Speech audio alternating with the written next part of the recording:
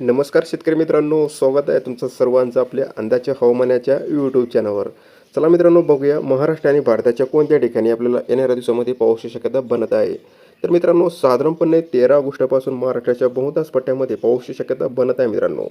तर सध्याला काय झालेलं आहे मित्रांनो, प्रशांत महासागरामध्ये आपल्याला डॉल्फिन हे चक्रवादळ निर्माण झालेलं आहे मित्रांनो. आणि तुम्ही बघू शकता या इमेजद्वारे.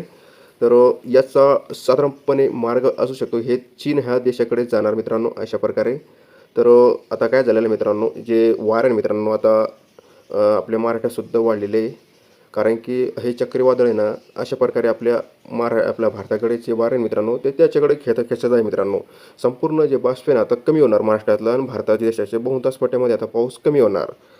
आणि 13 ऑगस्टपासून काय होणार मित्रांनो, हे जे चक्रीवादळ आहे मित्रांनो, हे साधारणपणे चीन या देशाकडे धडकणार आणि त्याच्या राहिलेला अंश मग आपल्या उपसागरात येणार अशा प्रकारे या ठिकाणी. आणि याला पुन्हा एकदा बळकटी मिळणार आणि ते अशा प्रकारे आपल्या महाराष्ट्राकडे येणाऱ्या दिवसामध्ये अशा वाऱ्यांची दिशा थोडीशी बदलणार मित्रांनो अशा विदर्भ साईडला. त्याच्यामुळे विदर्भ मराठवाड्याच्या बहुतांश पट्ट्यामध्ये पाऊस शक्यता बनत आहे. चला मित्रांनो, बघूया नकाशाप्रमाणे.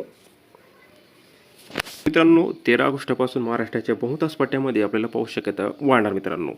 तर पहिल्यांदा विदर्भ, पूर्व विदर्भाला पाऊस वाढणार. नंतर पश्चिम विदर्भातसुद्धा पाऊस शक्यता वाढणार. मराठवाड्यातसुद्धा येणाऱ्या दिवसामध्ये चांगला असा पाऊस दिसत आहे मित्रांनो आपल्याला.